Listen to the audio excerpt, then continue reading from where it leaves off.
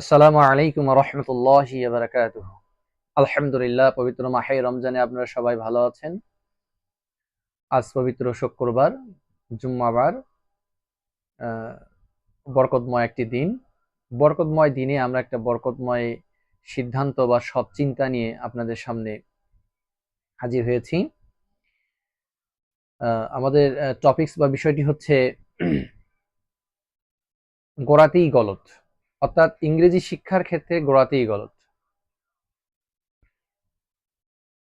আমরা একটি ভিডিওর মধ্যে শুনেছি যে ইংরেজি হচ্ছে একটি আন্তর্জাতিক ভাষা এবং বাংলাদেশের সেকেন্ড ল্যাঙ্গুয়েজ হিসেবে এটি ব্যবহৃত হচ্ছে, এবং আমরা সবাই এই ভাষাটাকে রপ্ত করার জন্য চেষ্টা করি এবং বলার জন্য, শেখার জন্য চেষ্টা করি। একেবারেই আমরা বলেছিলাম যে স্কুল পর্যায়ের শিশু শ্রেণী থেকে দ্বাদশ শ্রেণী পর্যন্ত ইংরেজি শিক্ষার একটি ব্যবস্থা একাডেমিকভাবেই রয়েছে। কিন্তু একাডেমিকভাবে ব্যবস্থা থাকলেও আমরা দেখি প্রায় 90% আমাদের ছেলেমেয়েরা ইংরেজি শুদ্ধ উচ্চারণ করতে পারছে না, এবং তাদেরকে যদি বলা হয় যে এই তুমি একটু পড়ে শোনাও, তাহলে তারা সঠিকভাবে পড়ে শোনাতে পারছে না। তারা মনে করছে যে বিবিসি যে ইংলিশ বলছে, বা আল জাজিরাতে যে ইংরেজি বলছে, বা গণমাধ্যমগুলোতে যে ইংরেজি বলা হচ্ছে, সেটা আমরা বুঝতেও পারি না এবং পড়তেও পারি না। সেটি একটি ভিন্ন মনে হচ্ছে, যে এটি বিদেশ থেকে আমাদের কাছে এটি ভিন্ন একটা ইংরেজি মনে হচ্ছে। এরকম মনে আমরা করে থাকি, এবং অনেকেই বলে থাকেন যে new method and old method, শেখার পদ্ধতিটা ভিন্ন হতে পারে, কিন্তু পড়াটা তো ভিন্ন হবে না। আমরা বিভিন্ন উপায়ে শিখতে পারি, কিন্তু পড়াটা তো ভিন্ন হওয়ার কথা না, একই স্কেলে বা একই সুন্দরভাবে হওয়া উচিত। তো এটি কেন হচ্ছে? আমরা যদি দেখি যে আমরা বাংলাদেশিরা ইংরেজিতে শুরু করি হচ্ছে ABCD, অর্থাৎ ABC, জেড ইত্যাদি দিয়ে, অর্থাৎ বর্ণের লিখিত রূপ দিয়ে আমাদের ভাষাটি শুরু হয়। বস্তুত বৈজ্ঞানিক পদ্ধতি অনুযায়ী ভাষা শেখার প্রথম ধাপ হচ্ছে লিসেনিং। ইংরেজি শিক্ষার ক্ষেত্রে লিসেনিংকে সম্পূর্ণরূপে উপেক্ষা করে, মানে আমরা যে শিখছি, অর্থাৎ উপেক্ষা করে আমাদের বাংলাদেশে শেখানো হচ্ছে বেশিরভাগ ক্ষেত্রেই আর কি, আমরা বলা চলে। যদিও এই যুক্তিসঙ্গত কারণেও রয়েছে, এবং এর জন্য আমাদের যে শ্রদ্ধেয় ইংরেজি শিক্ষকগণ দায়ী তাও কিন্তু নন। আমাদের প্রাথমিক বিদ্যালয়ে মানে শিশুদের ইংরেজি শেখার যাত্রা শুরু হয় ইংরেজির প্রথম বর্ণ এই দিয়ে, যার উচ্চারণ শেখানো হয় এ। এই যে উচ্চারণটি, এটি 100% ভুল। এই জন্যই আমরা দেখতে পাচ্ছি যে আমাদের ইংরেজি শেখার শুরুতেই আমাদের গলদ রয়েছে। একটি গবেষণায় দেখা গিয়েছে ইংরেজি 26টি অক্ষরের মধ্যে আমাদের দেশে ছাত্রছাত্রীরা 13টি অক্ষরের উচ্চারণই ভুল করে। টিসল বাংলাদেশের একটি জরিপে বলে, সেখানে তারা বলেছেন যে প্রায় 30,000 জন শিক্ষার্থীর মধ্যে 13টি অক্ষরের উচ্চারণ একজন শিক্ষার্থীও শুদ্ধভাবে করতে পারেনি। আপনি বলতে পারেন যে 30,000 শিক্ষার্থীর মধ্যে একজনও বলতে পারেন, এটি অসম্ভব একটি ব্যাপার। না, এটি অসম্ভব ব্যাপার বলতে কিছু নেই। আমাদের দেশে এটি হচ্ছে। আপনি যদি যে কোনো একটা স্কুলে যান, সেই স্কুলে গিয়ে যদি 200 জন ছাত্র থাকে, 300 জন ছাত্র থাকে, সেখানে যদি আপনি যান, যা দেখবেন, এবং তাদের প্র্যাকটিক্যালি ভাবে যদি তাদের কাছ থেকে প্র্যাকটিক্যালি ভাবে শোনেন, এই যে আমি শব্দটি বলেছি প্র্যাকটিক্যালি ভাবে, প্র্যাকটিক্যালি ভাবে, তাহলে এই যে শোনেন, তাহলে শুনলে আপনি বুঝতে পারবেন আসল চিত্রটা কি রূপ। অথচ আমি দেখেছি কোভিড-19 এর সময় যখন আমি আমার এলাকায় গিয়েছিলাম, অর্থাৎ আমার গ্রামের বাড়িতে আমি গিয়েছিলাম, সেখানে কিছু সময় আমি থেকেছি। সেখানে প্রায় আমার 42 স্টুডেন্টস, অর্থাৎ 42 জন স্টুডেন্টকে পড়ানোর সৌভাগ্য আমার হয়েছিল। তাদের মধ্যে অধিকাংশ ছেলেরই ছিল ইংরেজির বিষয়টি নিয়ে। সেখানে আমি দেখেছি পঞ্চম শ্রেণী থেকে ইন্টারমিডিয়েট পর্যন্ত অনেক স্টুডেন্টই আমার কাছে ইংরেজি শিখবে বলে এসেছিলেন। আমি তাদেরকে বেশি সময় দিতে পারিনি, আমার কর্মস্থলে আবার আসতে হয়েছিল। তো সেক্ষেত্রে আমি যেটি দেখেছি, ছাত্রদেরকে জিজ্ঞেস করেছি যে তুমি কত বছর যাবত এটি পড়েছো? কেউ বলেছে আমি 3 মাস প্রাইভেট পড়েছি, 4 মাস পড়েছি, 10 মাস পড়েছি, 15 মাস পড়েছি, কেউ বলছে 3 বছর পড়েছি, 5 বছর পড়েছি। এই যে একটা হলো পড়া, একটা আমি গ্রামেটিক্যাল বিষয়টা তারা অনেকটাই বলেছে, আবার দেখে দেখে পড়াটা, এই যে এমনটা তো হওয়ার কথা ছিল না। আমি আশ্চর্য হয়ে গেলাম, এই টাকাগুলো তোমরা দিয়েছো কিন্তু তুমি ফিডব্যাক তো কিছু পাওনি, বা তুমি নিজেও তো এরকম চেষ্টা করোনি। তখন তারা দুঃখ প্রকাশ করেছিল।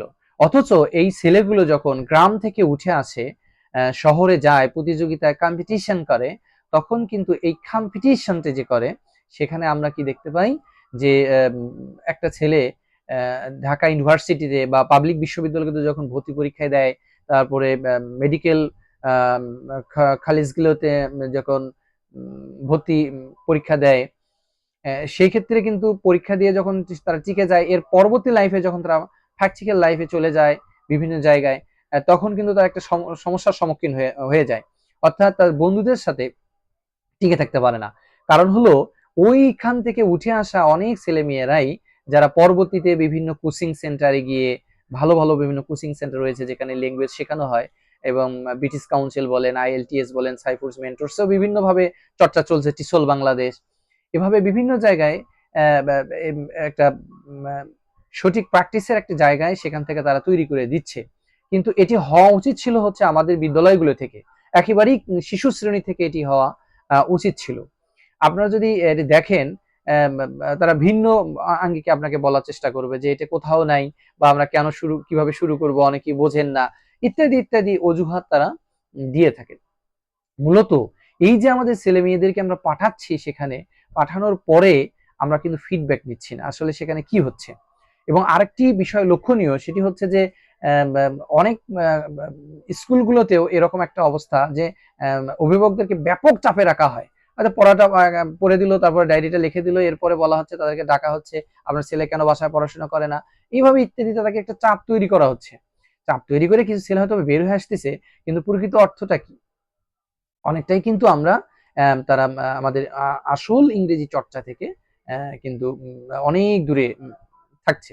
অথচ এই চমকপ্রমোদ মানে শিরোনাম দেখে, সাইনবোর্ড দেখে আমাদের ছেলে মেয়েদের কিন্তু আমরা সেখানে নিয়ে যাচ্ছি, বা ভর্তি করে দিচ্ছি। এটি তো আমি বললাম আমাদের দেশের একেবারে মূল ধারার যে শিক্ষা প্রতিষ্ঠান, যেখানে শিশু থেকে দ্বাদশ শ্রেণী পর্যন্ত 12 বছর আমরা যদি বলি একটানা একটা ইংরেজি চর্চা হচ্ছে, কিন্তু 12 বছর আমার মনে হয় না যে পৃথিবীর কোথাও একটি ভাষাকে শেখার জন্য 12 বছর এভাবে চেষ্টা করা হয়। অথচ আমরা চিসল বাংলাদেশে বা অন্য অন্য জায়গায় বেসরকারি প্ল্যাটফর্মগুলোতে দেখতে পাচ্ছি যে 1 বছরের মধ্যে, আমরা বলবো না 3 মাস, 2 মাস, 4 মাস, 6 মাস, এটি আসলে অসম্ভব ব্যাপার, অনেকটাই ধারাবাহিকতার বিষয়টি রয়েছে। সেখানে 1 বছর যাবৎ চর্চা করার পরে সে স্বতঃস্ফূর্তভাবে ইংরেজি শুদ্ধভাবে বলতে পারছে। আমরা এই নয় যে আমরা অনর্গল ইংরেজি বলতে পারছি, আমরা বলতে চাচ্ছি যে আমরা দেখে দেখে যেটা পড়ি, মানে দেখে দেখে পড়ার বিষয়টাকে আমি বলছি যে সেটি কিন্তু উচ্চারণটা আমাদের সঠিকভাবে হচ্ছে না। যেমন ধরেন আমরা কি পেন্সিল বলি, এই যে পেন্সিল বলি, পেন্সিল শব্দটি কিন্তু পেন্সিল নয়, এই শব্দটি হচ্ছে ফ্যান্সল, থনসল। এই যে আমরা পট বলছি, ফট, এই যে বিষয়গুলো আমাদের আসছে, এভাবে আরো বিভিন্ন ভাবে যদি আমরা উদাহরণ দিই, আমরা অনেকটাই আমাদের কাছে পরিষ্কার হয়ে যাবে। তো আলহামদুলিল্লাহ, আমরা সবাই কিন্তু একটা জায়গায় একমত যে আমাদের ছেলে মেয়েদেরকে আমরা শুদ্ধটা শিখাতে চাই। তো শুদ্ধটা শিখাতে চাইলে আপনি আশেপাশে খোঁজ খবর নেবেন, যেখানে শুদ্ধ চর্চা চলছে সেখানে আপনারা অংশগ্রহণ করতে পারেন। অনলাইনে, অফলাইনে, সর্ব জায়গায় এটি আপনি একটু খোঁজ নিলেই আপনি পারবেন ইনশাআল্লাহ। না হলে এই যে একটা অর্থ খরচ হচ্ছে, সময় নষ্ট হচ্ছে, পরবর্তী লাইফে আমি বলেছিলাম যে আমাদের বিশেষ করে নিম্ন এবং মধ্যম ফ্যামিলিগুলো যারা রয়েছেন, আয়ের ফ্যামিলি, সেখানে কিন্তু এই সমস্যাগুলো অত্যন্ত জটিল। কারণ অর্থনৈতিক যে সিচুয়েশনটা সারা পৃথিবী ব্যাপী চলছে কোভিড-19 এর পরে, সেটি কিন্তু একটা নাজুক পরিস্থিতি তৈরি করে দিয়েছে। এটি একটি সমস্যা রয়েছে।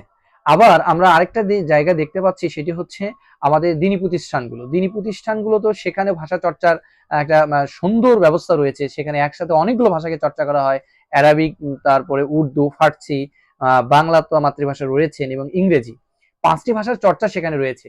কিন্তু আমি বলবো 5টি ভাষার চর্চা রয়ে গেলেও সবগুলো কিন্তু আমরা স্বতঃস্ফূর্তভাবে শিখতে পাচ্ছি না, বা দেখে দেখে পড়ার যে প্রবণতাটা। আরবি দিনী প্রতিষ্ঠানগুলোতে আরবিটাকে সুন্দর করে পড়ানো হয়, যেখানে 29টি আরবি হরফের 17টি মাখরাজ দিয়ে সুন্দর করে সেখানে পড়ানো শেখানো হচ্ছে। কিন্তু ঠিক ইংরেজি ভাষাটাকে কিন্তু অবহেলিত, ভাবা হচ্ছে। এই যে আমরা ক্লাস দিলাম, শ্রেণী দিলাম, শিক্ষক দিলাম, শিক্ষকের বেতন দিচ্ছি, কিন্তু আমরা শিক্ষকের মানে মেধাকে কিন্তু যাচাই করছি না যে আসলে উনি কি পড়াচ্ছেন, ওনার পড়াটা কি ঠিক আছে না নাই। অনেক সময় কিন্তু হচ্ছে আমাদের ছাত্রগুলো প্রতিষ্ঠান থেকে কমে যাচ্ছে। অভিযোগ দেওয়া হয় যে বিভিন্নভাবে অভিযোগ করা হয়, কিন্তু না, আমি একটি জায়গায় দেখেছি, বিশেষ করে যারা ওই যে সাইনবোর্ড দেখে ভর্তি হয়েছিল যে সেখানে সুন্দর ইংরেজি বলানো হবে, পড়ানো হবে আরবির পাশাপাশি, কিন্তু যখন সেটি সে পাচ্ছে না তখন সে অন্যখানে নিয়ে যাচ্ছে। এই জায়গাগুলোতে আমাদের ফোকাস করা অত্যন্ত জরুরি এবং বলে আমি মনে করি। না হলে যেটি হবে, দিনী প্রতিষ্ঠানেরও বদনাম হচ্ছে, যেখানে কি পড়ানো হয় সব বাচ্চাদের নিয়ে আমরা 5 পর্যন্ত পড়াবো, পড়ানোর পরে তাদেরকে মেডিকেলে নিয়ে যাব, জেনারেল শিক্ষা দেবো, তারপর বিভিন্ন জায়গায় আমরা তাকে পড়াবো, ডাক্তার বানাবো, ইঞ্জিনিয়ার বানাবো, কিন্তু আমার ছেলেটা তো 5ম শ্রেণী পর্যন্ত যেখানে আমি পড়ালাম দিনী প্রতিষ্ঠানে, সেখানে তো আমার এই চর্চাটা হচ্ছে না। আমি ক্লাস 6 যে ভর্তি করাবো, সে অযোগ্য বলে প্রমাণিত হচ্ছে। এটি কি হচ্ছে, আমাদের বদনাম হচ্ছে। এজন্য আমরা এই জায়গাগুলোতেও আমাদের ফোকাস করা অত্যন্ত জরুরি বলে আমি মনে করি। তো যাই হোক, আমি একটি বিষয়, বাংলাদেশ প্রেক্ষাপটে একটি গুরুত্বপূর্ণ বিষয় আমি তুলে ধরার চেষ্টা করেছি। আরো যারা রয়েছেন জ্ঞানীগুণী ব্যক্তিবর্গ, তারা অবশ্যই আমার এই ভিডিওটি যখন আপনাদের চোখে পড়বে, তখন আপনারা অবশ্যই কমেন্টস বক্সে আপনাদের কমেন্টস করবেন এবং বলবেন যে আমাদের এই কি করা যায়, আরো আমরা পারস্পরিকভাবে আরো কিভাবে এটাকে আরো উন্নত করতে পারি। এই বিষয়গুলো আমরা সামনে যদি আমরা নিয়ে আসি বা আলোচনার মধ্যে নিয়ে আসি, তাহলে ইনশাআল্লাহ আমাদের সর্বোপরি ভালো হবে।